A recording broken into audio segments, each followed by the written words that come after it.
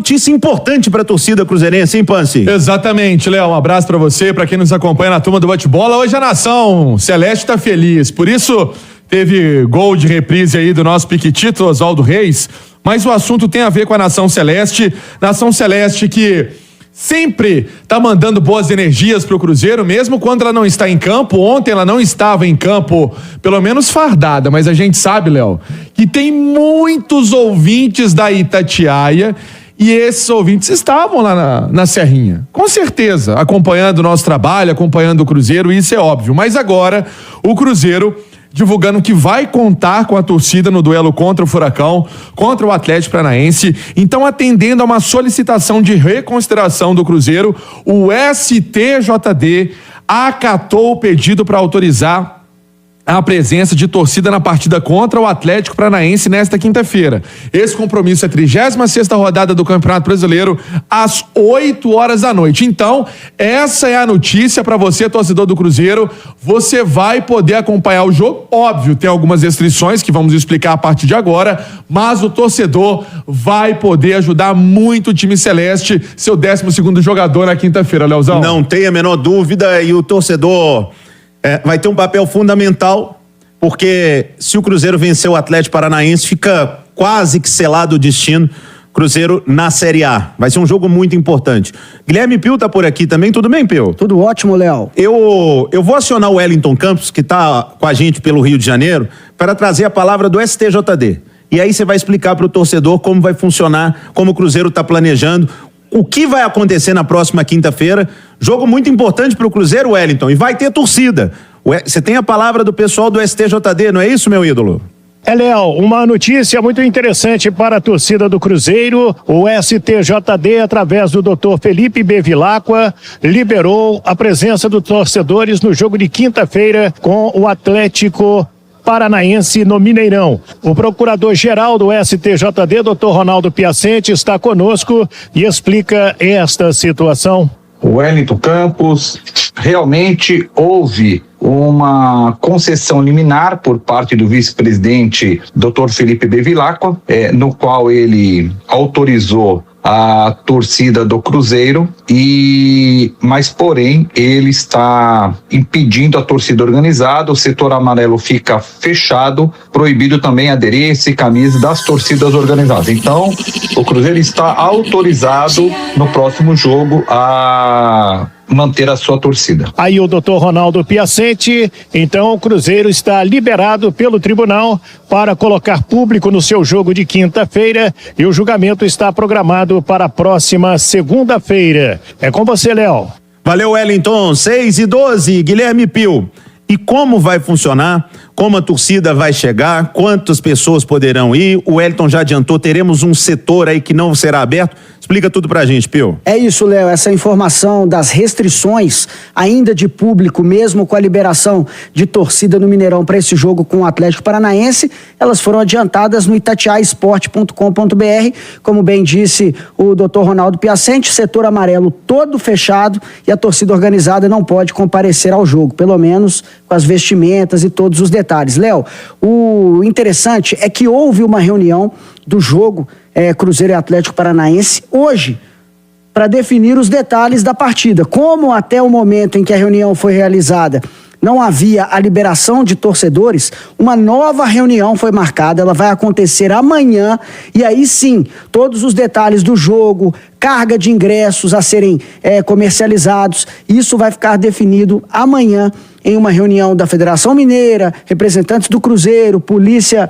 Militar e também a Federação para definir todos esses detalhes, Léo. E é importante o torcedor ficar muito esperto, muito em cima, porque a venda será rápida, né? Amanhã já é quarta-feira, o jogo é na quinta, mas de qualquer forma é uma ótima notícia para o Cruzeiro ter a sua torcida. Nada que impede ou que apague os episódios que aconteceram em Curitiba, aos quais a gente não concorda, e ninguém pode concordar, o meio do futebol não pode ter aquilo, mas se o Cruzeiro conseguiu, e legitimamente, foi através do STJD, essa liberação para ter a torcida, vai ser um papel fundamental da torcida do Cruzeiro na próxima quinta-feira. Boa noite, Edu Panzi. Tudo bem, Léo? Tudo bem, tirando empreendedores, agora sai, beleza? Tá vendo?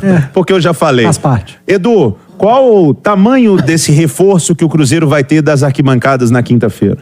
O reforço é maravilhoso, né? O Cruzeiro contar com a presença do torcedor é uma notícia espetacular para o time, para o clube, para o próprio torcedor, que vai ter o direito de incentivar a equipe num momento tão difícil, um momento importantíssimo, vindo de uma vitória. Agora, tem uns negócios que não entram na minha cabeça, Léo. O setor amarelo está fechado. Por que o setor amarelo está fechado? Porque a organizada fica lá.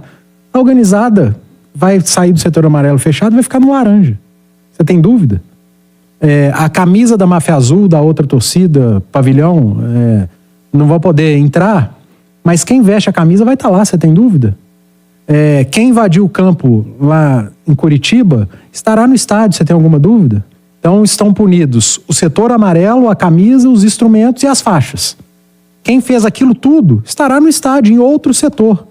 Pode aproximar a câmera, dar um zoom, que vai ver os rostos que invadiram o campo lá, estarão no estádio. Então, sinceramente, esse negócio de fechar o setor, impedir a camisa, isso para mim não faz o menor sentido. Sentido faria se, desde lá, conseguisse, com as imagens estão para todo mundo ver. Punir as pessoas. Punir as pessoas. Não teriam punido o Cruzeiro de jogar com o portão fechado contra o Vasco, não teria problema de jogar contra o Atlético Paranaense se punissem as pessoas, que são as verdadeiras responsáveis por aquela palhaçada que a gente viu, tanto da torcida do Coritiba quanto a do Cruzeiro, mas estamos falando da torcida do Cruzeiro. Não, a imensa maioria já foi prejudicada num jogo e está sendo prejudicada de novo, porque tem gente que gosta de ficar no setor amarelo, que é o setor que a torcida do Cruzeiro mais gosta de ficar. Tem gente que não é de organizado e gosta de ficar ali. E aquele setor cabe muita gente, é mais renda, é mais público, mas vamos fechar porque o setor deve ter feito muito mal. 6:17, Emerson Pansieri, fala mais do Cruzeiro pra gente, Pansi. Agora vamos falar de campo e bola, Léo, porque essa decisão, ela influencia basicamente o torcedor que tem esse papel primordial, né, nesse momento do Cruzeiro, e tenho certeza que ele vai cumprir mais uma vez esse papel de levar muita força. Mas hoje teve trabalho lá em Goiânia, o time chegou em Belo Horizonte há pouco, né? E aí o Cruzeiro fez uma atividade no CT do Atlético Goianiense, que agora tá na Série A. Ô, Léo, cheguei lá em Goiânia, mas tava um negócio lá pegando, porque o Vila não subiu, aí o Goiás tá nessa situação difícil, aí o Atlético Goianiense, que ninguém esperava que subisse, subiu, e aí o Cruzeiro foi fazer a preparação lá no Atlético Goianiense. Foi um trabalho mais leve para aqueles que foram a campo, um trabalho técnico, né, e o trabalho também de finalização, um trabalho um pouco mais pegado para aqueles que entraram no segundo tempo. Detalhes sobre o João Marcelo: tomou 5 pontos na cabeça, entrou bem, inclusive, na vaga do Neres. O Neres foi muito mais por precaução que ele deixou o campo, com dor muscular, e sinceramente, Léo, me chamou uma atenção, porque para mim, se não tivesse o Neres, ele ia colocar o Lucas Oliveira, o Seabra / Autuori, da comissão, e ele optou pelo João e entrou muito bem, entrou muito firme na zaga do Cruzeiro. Então, vamos ver o que vai ser do Neres. Acho que não vai ser problema. Viu o Vital também mancando, mas a princípio não é algo muito grave. Isso foi ontem na saída de campo. O Cruzeiro que vai ter a volta importante do Arthur Gomes para esse duelo contra o Furacão, Léo. O Edu, foi pra mim emblemático que ontem um jogador, como o Cruzeiro chama, cria da toca, né? Um dos jogadores de base, o Robert, tenha feito o gol. É lógico que isso não é um movimento tão simples, né? Tipo, é só colocar no time que vai dar certo e tudo, mas é emblemático, né? Para um momento em que o time está pedindo, a torcida tem pedido, ver mais oportunidades para os meninos. É bom que os meninos deem esse resultado, né? Porque senão também não chancela. A torcida pede, a imprensa pede, o cara entra, e ontem um cria da toca, né? Pode ter feito o gol mais importante da temporada do Cruzeiro. E na única vez que pegou na bola, né? É verdade. Ficou quase 15 minutos em campo. A primeira e única vez que pegou na bola, um chute certeiro, cruzado, conseguiu vencer o que ninguém tinha vencido no jogo, que era o Tadeu, que fazia uma partida espetacular. Verdade. O bom goleiro do Goiás. Ô, Léo, o Cruzeiro venceu o jogo nos acréscimos do segundo tempo, uma partida que o Cruzeiro poderia ter liquidado em 20 minutos iniciais. Concordo. Os 20 minutos iniciais do Cruzeiro foram muito bons. E mostraram por que o Cruzeiro tinha o pior ataque do campeonato. É mais um exemplo do Cruzeiro que criou e perdeu os gols, e aí perderam vários jogadores. Aliás, o melhor deles, o Bruno Rodrigues, que outra vez foi decisivo, porque é dele a assistência para o Robert, um passe espetacular e improvável, né? Porque qualquer jogador faria o simples. Bola no centroavante, que está ali perto de costas. E ele estava esgotado, né? Ele estava esgotado. Quem ficou até o final e iniciou estava esgotado, porque foi um jogo muito corrido. E aí o Bruno acha o Hobbit completamente livre, né? Uma falha de marcação completa do setor do... Mas ali também o Goiás estava naquela, né? Se o Cruzeiro tá pressionado, o Goiás estava caindo. O Halter já era centroavante naquele momento, né? E aí o Robert faz um belíssimo gol, é excelente mesmo, mas as alterações do Cruzeiro não deram muito certo, né? Claro que o Robert entrou, decidiu Achei o jogo. que você ia criticar a entrada do Robert. Não, nem a do Lucas Silva piorou muito o Cruzeiro, nitidamente sem condição. Por isso não começou, né? Exatamente. Aquela informação que a gente trazia.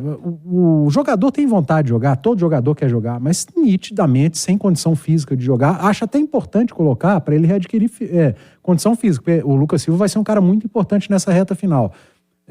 O Papagaio pouco acrescentou, o Cruzeiro piorou depois das alterações e o Goiás cresceu no jogo. Mas fez justiça, Léo. Por mais que o jogo tivesse apertado, finalzinho Cruzeiro cansado, tenha tido essa queda de rendimento, mas se teve um time que merecia vencer, eu sei que futebol não tem merecimento, não tem justiça, mas pelo que o Cruzeiro fez nos 20 primeiros minutos, cara, seria doído demais pro torcedor sair com um empate de um jogo que o Cruzeiro criou N chances e o melhor jogador do time perdeu a melhor delas, que foi o Bruno Rodrigues. Fora o pênalti, né? Fora o pênalti. Você achou que foi pênalti? Eu escutei vários especialistas divergirem. Mas a regra diz que ali não é... Então eu sou contra a regra. Você é contra a regra? Se a regra fala que... Porque você já é famoso Edu contra, agora você vai contra a regra. Se a regra ou se a recomendação diz que aquilo ali não é pênalti, e é um lance muito parecido de um jogo que envolveu o time mineiro também, o Gabriel Peck no Maracanã, Atlético e Vasco. Lance muito parecido, acho que era o Peck. Lance muito parecido. Segura, o jogador consegue finalizar equilibrado. Mas atrapalhou, cara. O Wesley, ele finalizou equilibrado, mas ele atrasou a passada porque ia puxar a camisa dele. Sabe? A recomendação diz que se finalizou. Então eu sou contra a recomendação. Pra mim tá errado. E aí, eu vou... Gente, é histórico isso. Eu vou concordar com você, Edu. Em tudo. Sabe por quê? Pra mim, não tem como... Do mesmo jeito que a gente fala, né, que o árbitro ali do jogo, ele não é médico pra saber se o cara tá simulando ou não, né? Se o cara tá sentindo dor pra valer ou não. O árbitro tá ali pra aplicar a regra. Cara, pra mim, puxão de camisa, tendo VAR, é batom na cueca. Não tem conversa. Você não pode puxar a camisa do adversário. Nem um puxãozinho, nem um puxãozão. Você não pode. Não, é diferente de um tranco, de uma disputa de bola, de uma jogada de força. Puxar a camisa do adversário é uma falta. Se aquilo acontece no meio do campo, é falta. Se acontece dentro da área, é pênalti. E aí, ainda tinha que ser com o Wesley, né? Pra ser assim, com o Wesley ainda. Se acontece no meio de campo, o árbitro ia dar sequência ao lance. Se o jogador erra... Não tem vantagem da falta. Erra o passe, ele volta e dá a falta onde aconteceu. É por isso que se a recomendação diz que ali não é pênalti, que o jogador conseguiu finalizar equilibrado, e eu escutei a explicação de muita gente, e eu voltei lá no Atlético e Vasco para escutar a explicação do VAR, do Seneme e do Bassols, e eles falaram isso. Não, conseguiu finalizar equilibrado. O Wesley também. Então eu sou contra a recomendação. E sabe o que é pior nisso aí? É o jogador, então, o cara que tenta continuar no lance, ele se prejudica. Se você sentir alguém puxando sua camisa, então você tem que cair. Porque se você não cair, você pode se prejudicar. Se você não consegue finalizar devidamente, o ato fala, mas você conseguiu, então não foi falta. E é por isso que o jogador brasileiro às vezes cai numa jogada que dá pra continuar. Aí vem as críticas pra cima do jogador brasileiro, jogador sul-americano. Por que caiu? Se poderia ter continuado. Porque se continua e finaliza equilibrado, não é nada. Então é um negócio que tem que... Se realmente não era pra ter marcado pênalti, Léo, isso aí tem que ser revisto, porque atrapalhou o Wesley. Eu assino embaixo, Dodô.